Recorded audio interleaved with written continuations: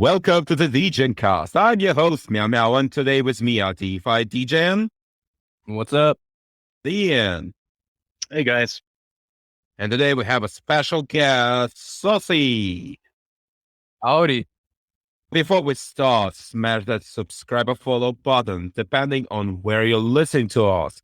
And today's podcast is brought to you by Xpanse, the highest paid fixed API in DeFi. So, Saucy, before we go with our cliffhanger from the last episode, can you tell us, apes and degens, a little bit about yourself? Yeah, so I haven't really been too much in the DeFi space for all too long. I've been investing in crypto for about 3 years now. And I've just really kind of grasped the concept of being a degen by the balls. This is really kind of the stuff that I enjoy doing and being around people like yourself. So Yeah, you're a fellow degen. the perfect podcast material, to be honest. So we were talking about food processing plants and we were discussing like, okay, is this normal? We don't really know. It seems like it is probably abnormal, but regardless, like let's say there's a big conspiracy to burn down these food processing plants. Who stands to gain from, restrictions on access to food and increased world hunger and things like that? Like what's really going on here? What could it be? Okay, so in my opinion, there are two theories here, right? First is a classical economical supply and demand, right? If there is a lower supply and high demand, the price increases. So someone actually wants to get some money, a big money out of that. And considering that during this Ukraine-Russia shit, right? Ukraine actually sells like they are number 4 in the world, like in the countries who produce the most grain and all this stuff. The biggest problem there is that Ukraine and Russia supply the most of Middle East, which we know have tendencies to go wild and kaboomy, Okay. So it's going to be interesting, to be honest, in my opinion. And there is a conspiracy theory. Yeah. What's the conspiracy theory? We talk about the biggest Illuminati guys in the world, like they call World Economic Forum. And hey guys, this is for legal reasons. That's a joke. Please don't knock at my door. We're a comedy podcast, all right? We're a comedy podcast. But remember the cricket story, right? That you will. Yeah, well, that's the third option, right? That's the third one. No. That's actually the second one. Like if No, you, I'd go the third option. It's the cricket snack company. Okay, so wait.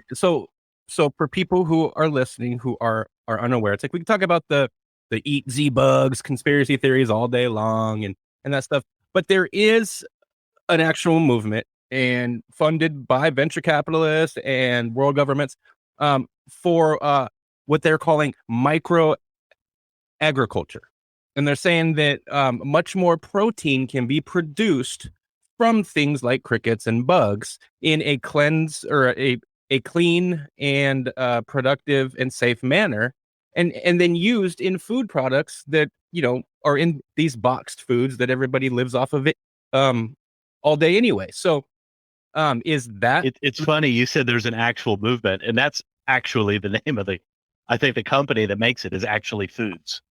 You have to look at no, you're right. Yeah, that's the Canadian company that makes those cricket puffs. But there's a lot of other companies just like this. And the whole movement is called micro agriculture. Go ahead, Google it. It's a big thing. It's been a big thing for years, but it's really taken off right now. And I think part of the reason that it's taken off right now is just this fear of increased world hunger. But who stands to gain from micro agriculture? Here's the thing. A little bit of a nerd stuff, but from the perspective of just pure efficiency, feeding people with crickets is actually super efficient. It is pure efficiency, right? Because the production density is much higher. Because basically you can produce more food on a less basically footprint. of a building. That's like how stupid it sounds. Maybe it might sound stupid, but it actually is. The biggest problem is I'm fucking afraid of bugs. I'm not even talking about like eating them, okay? I'm not ready, and I will never be ready to change my good old fucking T-bone steak made of a good fucking beef for the fucking cricket. Well, and there's also a cost issue. I looked this up just now. So a 4-ounce bag of these snacks, which would be, like a small meat, I guess maybe a 4-serving bag of potato chips equivalent. So 6 bags is $30. So they've got to overcome that as well. I don't think people would be willing to pay more to eat bugs. Right. Well, and real quick, so I was wrong. It's called micro livestock. It's not micro agriculture. It's micro livestock. Well, so that okay, micro. I would actually, if I were to go for something like an alternative, I would go with fungus. We're talking mushrooms and all this stuff. This is actually a really good way how you can change meat. If you want to change meat at some point, right? I mean, mushrooms are used in some fake meat concoction. Yeah. And they actually not that bad. Like, I like mushrooms myself. I like it. I like do it cooked. What do we do Yeah. with things like cheese? Like what? I mean, that's an what's You the want to say alternative to that? cheese product? You want to call it you call it cheese product, okay? That's what you do. Like, the craft slices. Craft slices are not cheese; they're cheese product or whatever. Like, right? Yeah, I think American cheese is that. It's a blend of a bunch of different cheeses. So they no. just It's a call it a cheese cheese product. product. Because Yeah, but it's if it actually doesn't cheese. con- It's not cheese, Okay, hold up. right? If I some need an expert on the subject. wait, I can say you something which will make I can say you something which makes your life easier. If it doesn't contain milk fat, like a cow milk fat or any kind Yeah. of cattle fat, if it doesn't contain that, it's called cheese product. So, milk Oh yeah, that and like Kraft it singles, contains- those are a cheese then because they contain milk. yeah, it's basically, yeah, if it contains milk, yeah. But I saw here, for example, where do I live, there's something called pizza topping. They legally cannot call it cheese. And my friend bought it by mistake, because he thought that this is a cheese. I tried that. It was absolutely fucking awful.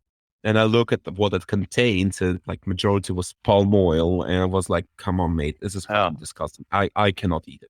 Yeah, maybe it's not. I need to Google that. But what's the micro livestock alternative to cheese? Right, you're not going to be able to get rid, and then Well, okay. you're not going to be able to get rid of actual livestock that produce cheese. Thoughtful. Yeah, I was gonna say, I think it's pretty much already established. You have like, if you go to the grocery store now, I'm sure you can find like, I think it's called Just Plant, and it's plant-based eggs and stuff like that. So I'm pretty sure there's plant-based cheese. Have you tried that? They have plant-based burgers. Absolutely not. I don't see why I would. Yesterday I went to my local grocery store. I want to buy some stuff to, food, right? So there was completely no beef, pork, or even chicken. But in the freezer, there was, guess what? Beyond Meat stuff. And no one buys it. Well, here, let me ask you this. So do you think that this is just kind of hedging? Like, is this like a financial bet? Like, hey, okay, if we're going to have food shortages, we need to figure out what to invest in to fill those gaps. Well, last week we were talking about proof of work and proof of stake. Mm-hmm. And my stance is that if you're going to get wide scale adoption in the enterprise, that you have to do things that are palatable for the enterprise to adopt, to want to adopt you. But with things like ESG, which is a real thing now, that's in every industry is in some way, shape, or form paying attention to this. I wonder if that same thing is applying here. So maybe are they trying to get ahead of the game a little bit? I always was saying that everything which counts as a ESG has a giant fucking markup on it. Okay, so Well, that's not eco. true though, because they'll give you Wait, where I'm coming from is an ESG score. Well, wait. What I want to say, most of the time, if you see eco on something, it doesn't Oh yeah, mean it's I see what you're always saying. it, Yeah, like a yeah, hybrid, right, or electric car or whatever. Sure. it's Hey, just a minute ago though, yeah. you said you went to the grocery store. My local grocery store that I like to go to, it's kind of like a Costco, but just groceries. It's not a members only deal, but it is a employee owned company. They have, as of this week, they no longer accept credit cards. They do still Why? take debit cards, but do not accept credit cards, which I think is probably going to isolate a good portion of their customer base, is my guess. I'm sure they've researched this, right? And I'm probably wrong. You're talking about Otherwise, they would be stupid. Yeah, Winco. yeah. And So okay, they've decided they're not going to accept credit cards because of what maybe could be our next topic, inflation. well, so here's the thing. Winco, we have Winco here too, and I sort of got like maybe I'm remembering this wrong, and it's a different store, but I feel like they here at least they never took credit cards. They only took debit cards, and that was always a big issue shopping with them. But I also wonder if Winco's move is kind of like when you're when like the satellite company no longer carries channel 4 because they're in a battle for pricing. Oh yeah, like a contract negotiation. Right. So I kind of wonder if that's what this situation is between Winco and Visa MasterCard. I mean, I do have to wonder though. A buddy of mine, we had some restaurants and bars, and we obviously you have to accept everything, right? You go to the store sometimes like, oh no, we don't take Discover card. Well, I used Discover for years, and I don't understand why people wouldn't take it. They're like, oh, the fee's higher. Well, the fact of the matter, it really just wasn't. I mean, it was very, very, I don't know, 1/10% more than like Visa and MasterCards. Well, But I do wonder if they're cutting this out over a 2%, there's got to be a bigger problem, right? well, okay, but also I'll bet that you had more chargebacks from American Express users and Discovery users. Thankfully, we did not. So Oh, we because only had a couple of chargebacks. We never got them from those are the and two they were companies. debit cards too. Those two companies will back their users no matter what, man. Like in every business I've ever owned, they are the hardest to win a chargeback battle with. But I get what you're saying. Like they're saying that this is a inflationary decision. And the CPI print came out today, 9.1%. And if the CPI is at 9.1%, what's reality at? No, and you look at the breakdown in there. 9.1% in the aggregate, and I'll be honest with you, I don't know exactly how they calculate this, but 9.1% in the aggregate. Then you look at is that the average of all of the categories? Because some of the categories, fuel oil, almost 100%, gasoline, 60%. So the reality is inflation might be 9.1%, but the pocketbook feel is probably a lot more for me. Well, here's the funny thing about CPI is that they claim that it covers 93% average of consumer spending, but in reality, what CPI measures is urban spending. It's like urban employees and clerical workers or something like that. So maybe people take a lot of public transportation. They may not own or use a car very often. But it does not account. It does not account for rural America and the prices of rural America. So what is like the actual inflation rate? I want to add up to that because remember I said when the prices of fuel oil goes up, means that everything goes up because logistics come up, right? So yeah, logistics represent a good cost. And let me ask you guys, are logistical centers located in the middle of the city? No, they're located in never. Yeah, they're by the airport usually here, at least in the States. Which is not urban. That's a good point. Well, you got to look at gasoline. That means the CPI for the urban consumers is calculated wrong, and it's misleading, and it's specifically misleading to cause less panic. Right. It's cherry pick data. Yeah, I'll share with you guys this anecdote from my end. I recently built a new house 2 years ago. 2 years ago, right now, I was building it. So Degen, you saw all the pictures and we talked every day about it, right? I was here all the time. I spent a lot of time and money on making the house super efficient. So I got really nice windows, really energy efficient windows. My house is spray foam insulated versus traditional fiberglass fill insulation. We have 3 air conditioner units. Last year, hotter temperatures, or about the really honestly about the same temperatures. My electric bill for the month of June was like $280. More or less, all things equal, it's about $400 now. Same amount of electricity usage. And that's a big expense. I mean, that's a big expense, right? I mean, that's pretty in So- line with what With the the numbers. chart's saying. Yeah. Well, and I'm gonna flex a bit, but today I paid my rent and my electricity and all the stuff, and I paid just 60 euros, which is like $60 considering the exchange rate right now. Consider they have 2 air conditioners here, and my PC is working 24/7, and I'm That's your cooking a rent lot, and I have- and your electricity? oh, my rent is like 350. Oh, wow. That's not bad. So in total, I paid like 450, including internet, including water. I paid just $5 for water. But I Come mean, on, let's be Bob. honest. But My plate. no, where you live though was like in a war zone just a few years ago, basically, right? Well, yes, but you have to remember that Montenegro basically have majority of electricity in Montenegro comes from hydroelectric plant. Oh, sorry, not majority, all comes hydroelectric plant. So the rivers are here very strong, and this is very cheap energy. Very cheap. Well, okay. Well, if we look at that CPI number, we're talking about rent, right? And expenses, living expenses. You look at that CPI number, you look at all the houses in the last 2 years that people were able to buy that they may have otherwise not been able to afford, to be frank about it, because interest rates were so low. Now, the housing market is really tough. There's still not a lot of inventory. But I think the sales are moving slower. There's still just not a lot of excess inventory. Is that right, Jim? Stagnant. They're Yeah. completely stagnant. man. But at least especially in high cost living areas, but a lot of people now that I think we've set a new floor for real estate prices, and expenses are high across the board for electricity, for food, everything you need.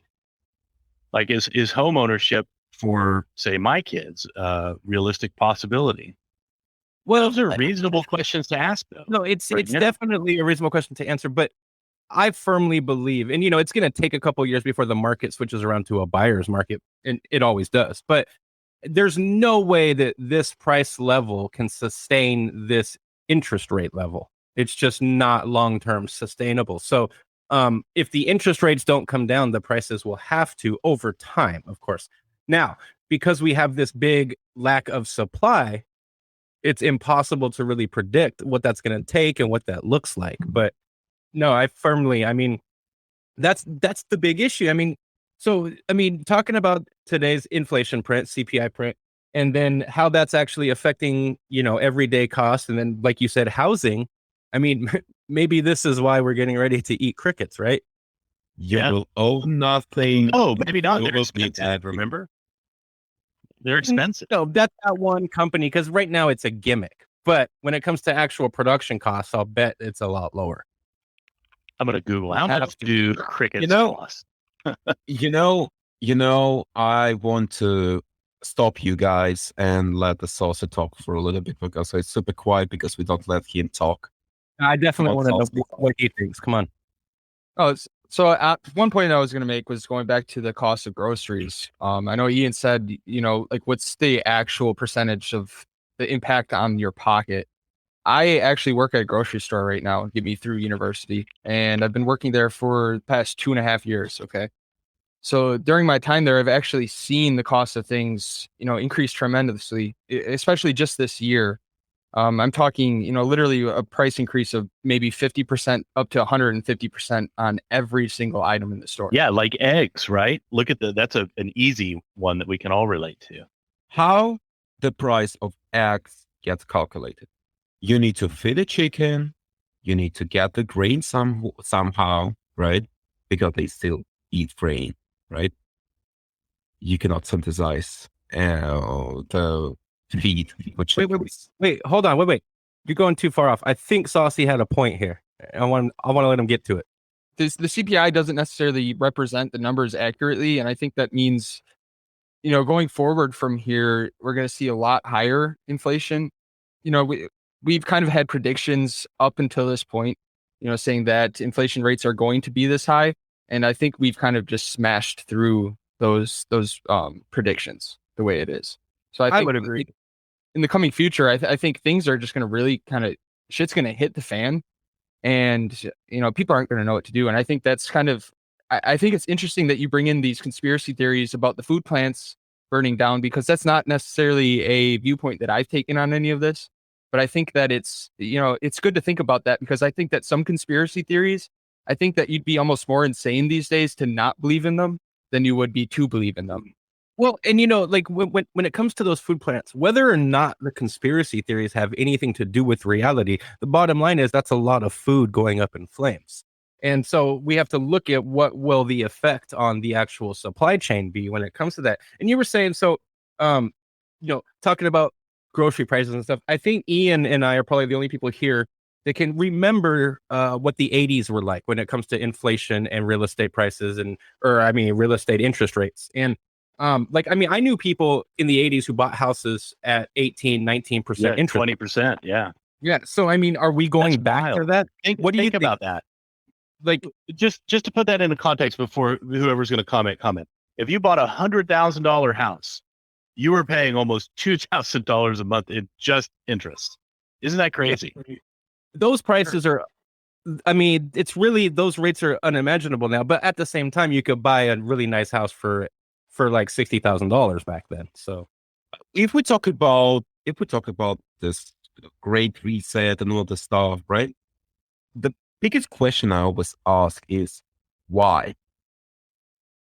Never question that. Actually, we talk about great reset. They want to change it. Like, why?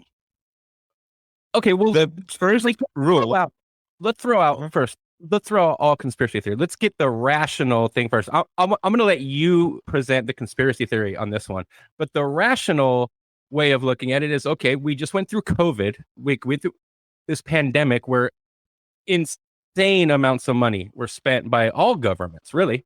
And some governments took on stimulus and sent money to the people to get them through. And some governments spent on a lot of ridiculous things. A lot of governments bought a lot of these vaccinations. They bought a lot of these Chinese masks and these Chinese test kits and things like that. And then we have the Ukraine war, where the entire Western world is just sending them endless amounts of money. Could that possibly, how could that not possibly have this effect? It's throwing out all conspiracy theories. Those things right there should be enough to justify this level of inflation. I'm not saying that it's justified, but I'm saying that it okay, duh. Like, when you spend money, shit costs more. And but what I got to add here real quick is that the name that people are the title of, I don't even know how you describe it. The title of this idea from the World Economic Forum of the Great Reset is such a terrible naming. It's awful. Yeah, it's terrible. Like, they could not have come on the first thing, just like the UN stuff, right? What was the UN one? Why world hunger is a good thing? What a stupid title. All right. I want to say out loud before we talk about that UN topic. Okay, come on, guys. If someone from World Economic Forum, for somewhat reason, is listening to us, you need to fucking fire the guy who came with the idea of a great reset. And also, we want to get you on this podcast so we can talk to you guys directly and ask you about it. Okay, because we really questioning that a lot. I read the article. I read it, and I don't understand shit. And even I have fucking masters in economics, right? Wait, no, I didn't understand this shit. Okay, it's because you're looking at it backwards, right? Everybody wants to look at the conspiracy, right? But really, isn't it that every crisis is an opportunity? I think that's what they're trying to say. I think this means two things. Every crisis is an opportunity, And it also means is how do we get back on our feet after this? Like, how do we reset things and get everything back to normal after this difficult time? But I don't But think let's they be could honest, have done it's going to a be. worse job of explaining it. Let's be honest. It's going to be how do we reset this to get things back on their feet while making sure that our buddies get the most favorable positions for profit possible. Okay. And let's also agree on the fact that COVID, which was a global crisis, actually showed the world that we cannot fucking cooperate. Yeah, I don't know about that. I don't know that I agree on that. No, I think people were way more susceptible to being told what to do than I would have ever expected. Yeah, I would agree too. Yeah, but At the same time, though, instead of fighting together, right? We just trusted a few companies to develop vaccines and all the stuff, right? Instead of like, and when we're talking about the government vaccines, like for example, the Russian one, right? They just put geopolitics in front of everything, even if I'm absolutely sure that the Sputnik V wasn't the worst one. It was actually one of the best. No, but what I will say is that it does make me pause every time I open a COVID test kit and see that it came from China. how many COVID tests had you guys taken? Like, of all the people you know, was it common for people to test for COVID often? I typically don't take them, but I've been in many situations where I have to give them to my kids just for school or whatever. Okay, Yeah. I've had two, one for a medical procedure and then one when I felt like ass. So, but I did, it was weird in talking to, so Degen, you and I have a similar group of friends, a lot of common friends. Talking to some of those other friends of ours, it seems like they would just test for COVID daily, just to wallow in misery sometimes. Yeah, I don't- some definite paranoia, and still is. I mean, you know, I would okay, like Saucy. This is where I would really like to hear Saucy's thoughts on this one. So I was just gonna say that I was actually for university. I'm a nursing student, right? I had to be tested really weekly. Did I like it? Absolutely not. I mean that was back when they had not the PCR tests, but they used the thing that shoved it far back in your nose. Yeah. That's not comfortable. I don't think anybody found that comfortable, and I had to do that weekly. So were any of those tests not made in China? I don't know about those because that was in the clinic, so I wasn't able to look at the package. But like the PCR tests now, I mean, I have like 20 of them because they sent them out to us for free. I guarantee you they mostly are made in China. Did that give you pause at all? I don't think so. I don't think why. I don't know why it would. Most things are made in China. It gives me really great pause. The PCR tests I did in Russia were actually from Germany, which was super ironic because Germany was using Chinese tests while the German tests were in Russia. I mean, really. This country's using U.S. tests, but we're not. Oh, he went to get his tests to check them out. But I'll say this: the tests I have are made by Binax, and I just looked this up. These are actually made in the United States. They say they are. Interesting. Did I hear Binance? Oh, that's what I thought. Binax. That's how I remember. That's the only way I remembered it because I thought of Binance. And My PCR tests that I have at home right now are actually made in Houston, Texas. Oh, wow, Okay. There you go. wow. That answers Just the a short question. trial. Well, are they made in Texas or they are packed in Texas? This important. No, they're made in I Texas. think it would say assembled in Texas and made in China or something. like It's really, I think So- it's all the instant tests that are mostly made in China.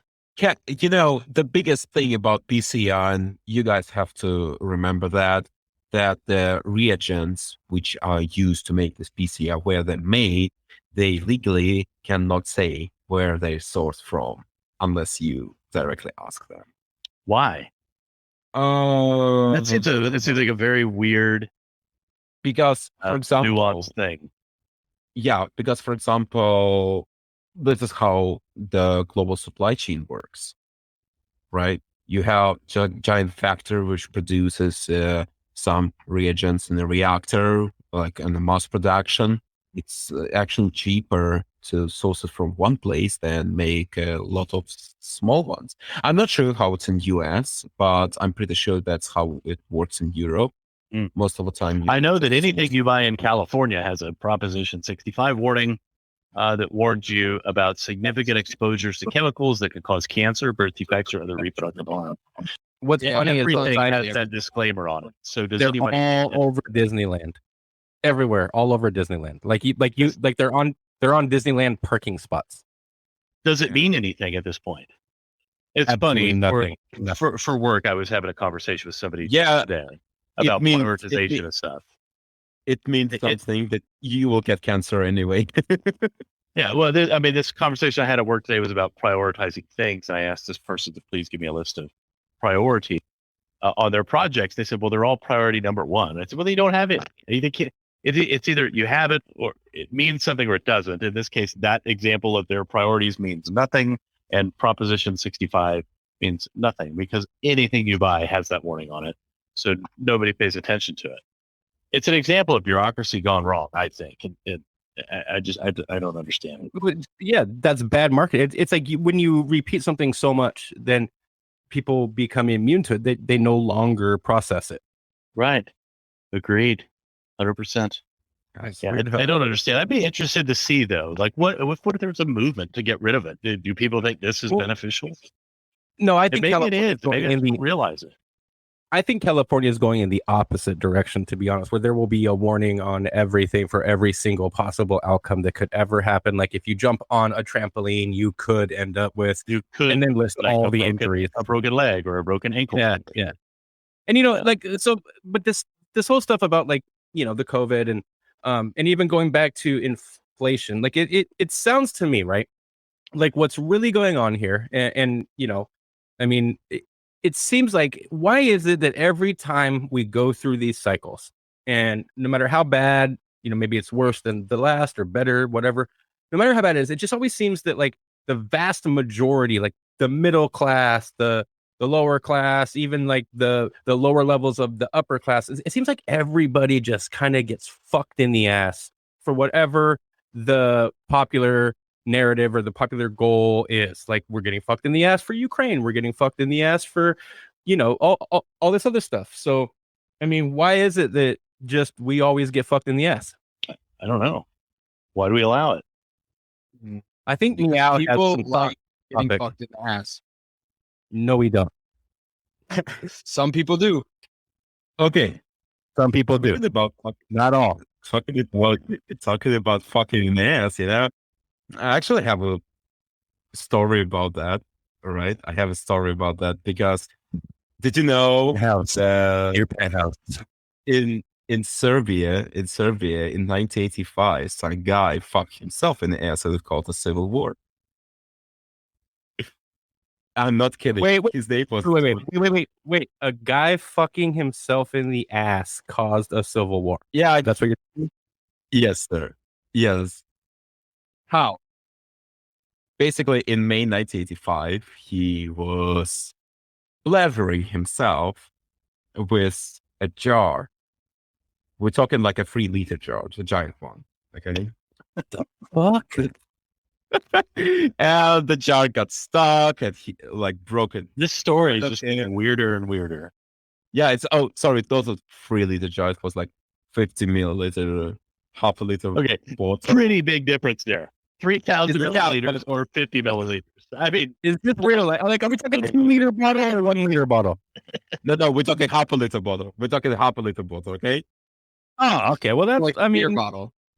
your girl Yeah. could think that. But what happened, right?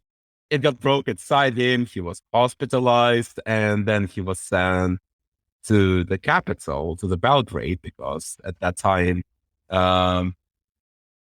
there was no medical facility in that place because this is Yugoslavia, okay?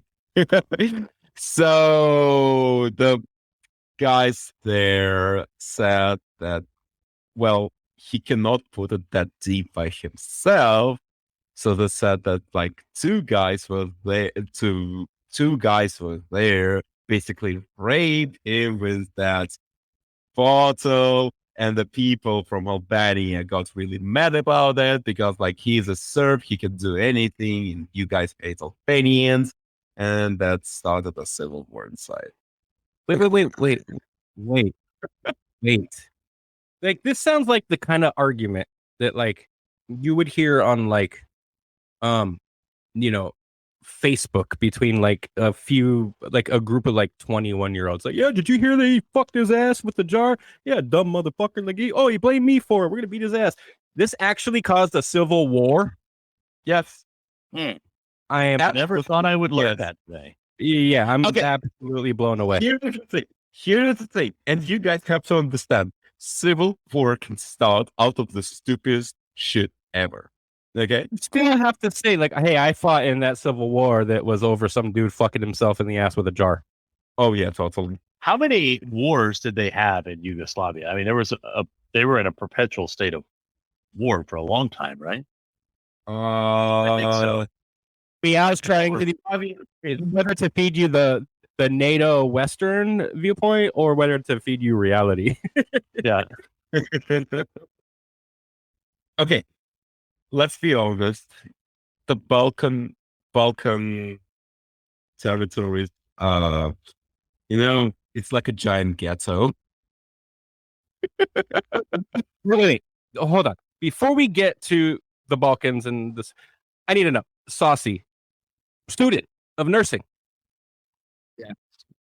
I need to hear you tell me, like, so this dude caused a civil war. Like, that's crazy because he shoved a jar in his ass. That's insane.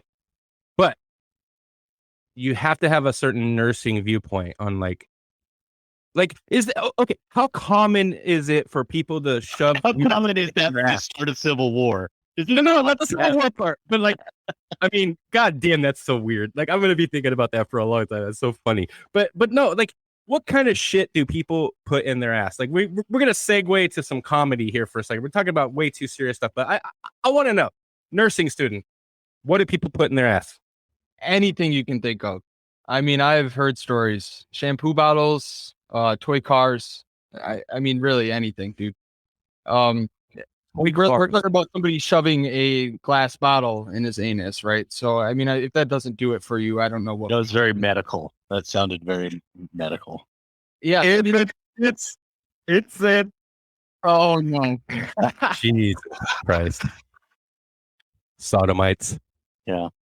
But I mean, if you're stupid enough to shove something that's hollow and glass up your ass, I mean, you're just asking for injury there. You know what I mean? I don't know why you would do that, but people do it. I mean, that's the thing. I'm sure there's plenty of medical accounts of people coming into the hospital with bottles up their ass. You know. So, Have you ever seen one? not personally. Maybe on TV, but I've definitely heard of plenty of stories. It's so weird. That's like the funniest thing. It's like I've heard that from multiple sources that this is like really a thing. And like, it's just like, it makes me wonder, like, I need to like have mathematics on this. Like, what is the percentage of people that are just randomly sitting around their house putting shit in their fucking asshole? It's probably a lot higher than you would ever expect. Honest. I'm sure the rate. Well, what would you expect, I guess? And if we're talking percentages, it's certainly very, very low. But if we talk numbers, I bet you're right there. I bet the percentage is lower than you would guess, but the actual number of people is higher. I mean, I would think 0.5 of a percent is too high. 0.5 of a percent or 1/2%. Okay, 1/2 of a percent is too high. So some statistics between. What I'm saying is that's way too many people in the population. That's like 2 million people in the United States. So, and their ass at any given time. Yeah, that seems high. Honestly, if you take a look at the statistics, and I believe Saucy wanted to say about it, so I'll let him to talk about it. I will comment on that later. Yeah, so just looking at a few statistics here, it says between 2009 and 2014, there was an estimated 17,968 emergency room visits for foreign bodies stuck in a rectum. About 3/4 of the patients were male, and many of the foreign bodies were sex toys. However, unexpectedly, about 60% of those foreign bodies were not sex toys. Okay, I have a Yes. So question. what was that? 17,000 over 7 years? Is that over 5 years? Is that right? 18,000 over 5 No, that's not even a big deal. That's like hardly anybody Yeah, that's in, not in that our much. population. Yeah, but Yeah. why are 60% of them shoving shit in their ass that is not a sex toy? Can I just say something? Imagine a man ordering himself a fucking dildo. And I think that's why. I think that's why they're probably a lot of these people are probably afraid, embarrassed, and or like Exactly. hiding under the shadows. So they go and some random shit up their ass, and accidents happen. Gotcha. Oh, okay. I'm starting to kind of understand a little bit. I think it's still fucking weird, but I get okay. it a little bit. Society, there is some gender expectations, right? That from society in general, right? If you're a man, you should be like super masculine and all the stuff, and like sex toys are not for you. Yeah, it's some people want to fucking jerk off whatever they want to. Okay, so I mean, yeah. look, everybody loves to flick the bean, choke your chick, whatever the fuck you want to call it. Everybody loves to do that. It's just that, like, never in my life have I been like, you know what? Look at that race car over there on the floor, that race car toy. Like, I think I'm gonna put that in my anus. That is just, it's just never crossed my mind. Just seems so weird to me. Maybe I'm the fucking bigot. Like, maybe I don't understand. Like, maybe I'm out of touch, and I'm just a fucking traditionalist, and I'm way out of touch, and I'm a boomer, whatever you want to call it. I don't know. That just seems fucking weird to me. It's a race car. It's a race car toy. Like, I why learned is a that long time. That's I learned a long time ago that there's just certain things that will never make sense to me, and that me trying to better or to make sense of them is just is not going to happen. So to just not care. I don't like to bet that a lot of these instances have a lot of statistics that kind of relate to people using drugs as well. I'm not too sure, but I could almost see the two being really related. Oh, I bet alcohol like use. how many? I bet a very high percentage were drunk. Oh, I was just gonna say, like, Or- I wouldn't even say necessarily drunk. Yeah, I would say you more know what like the drug is probably that like causes. meth or like I was just gonna say, meth is the drug that causes the most fucking. Meth causes a lot of sexual deviance. Like, I've seen that, and I'm not saying deviance in like a bad way, but just what you would consider abnormal or weird. Shoving race cars up your ass. Meth causes a lot of things. Let me tell you a quick story about a news story that I read that's kind of local to kind of the region where I'm from. In southeast Oklahoma this week, somebody went noodling. And for those of you that don't know what noodling is where you stick your hand in a hole in maybe like the corner of a lake where a catfish would be hiding, and you pull out a catfish. You catch it with your hand. It bites your hand. You pull it out. YouTube what noodling is. Anyway, so look that up. It's dangerous. Catfish can get huge, like hundreds of pounds. I would never do it. Anyway, these two fishermen were out noodling, and one fisherman killed the other one. And what he told the Oklahoma State Bureau of Investigation, or maybe it was the FBI, I think it was the OSBI, what he told them was he did it because the other person noodling tried to feed him to Bigfoot. And I have never heard more of a meth story than that. That is a really good meth story. And also, when it comes to catfish, can't they like don't they have spikes that can like impale your hand or something? Like, if you touch they them call it finning. I know like baby catfish will do it, but they can fin you if you grab one, right? And they fin you. It hurts like hell. One of my friends told me to put catfish in my lake here, and I was like, I don't know. I've heard bad. I mean, catfish will eat anything. If you have other fish in there, it's probably not a good idea. Well, I've got bats in there, and they'll eat. Yeah, so they'll eat all the catfish will eat the bass. So, and it doesn't really matter how big the bass get because the catfish will get bigger. Gotcha. And so do not put them in your pond. Anyway, so there's my meth story. I wonder if any of those people have been in the hospital scene for what we were previously talking about. Probably so. I guess so. In their butts. Yeah, probably so. We talk about inflation. We talk about food plans. We talked about some sodomite shit, whatever it was. Let's talk about crypto a little bit. Okay. And let's talk about the USDT dominance going down, which is What does it really mean? I know my what it question. means. I've read that. What's the practical implication of this? I think what it means Okay. to me is USDC is doing a better job of showing where their reserves are and being a reliable stablecoin manager. That's what I think. not just that.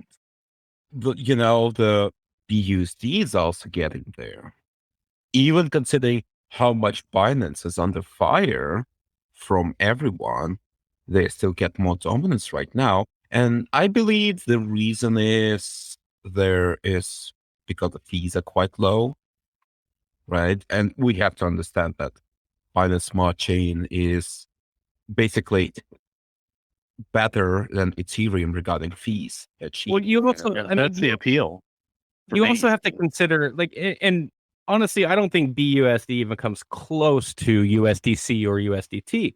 But you have to consider the fact that USDT, Tether, has been the recipient of more FUD than anything I have ever seen in my time in crypto. Remember that dude? Remember that? I think he's still around. There was a Twitter account called Bitfinex, and he would constantly just post. I mean, if you read this dude's Twitter account, you would think that every day was the day that the Tether executives were going to be indicted. And I mean, he had all this irrefutable evidence, and it all turned out to be bullshit. I mean, USDT is actually really solid, but there's a massive attack campaign. And I don't think USDC is behind. I don't think Center and Circle are behind any of that. But I'm just saying that they really got put through the ringer, and that gave USDC an opportunity to kind of establish their own market dominance. Well, here's the thing. You said that BUSD is nowhere close to USDC, but according to current percentage by the July of today's race, basically, USDT dominance on the market is 45.2% compared to 88.3% in July 2020. USDC currently is 38.1% compared to mere 8.9%.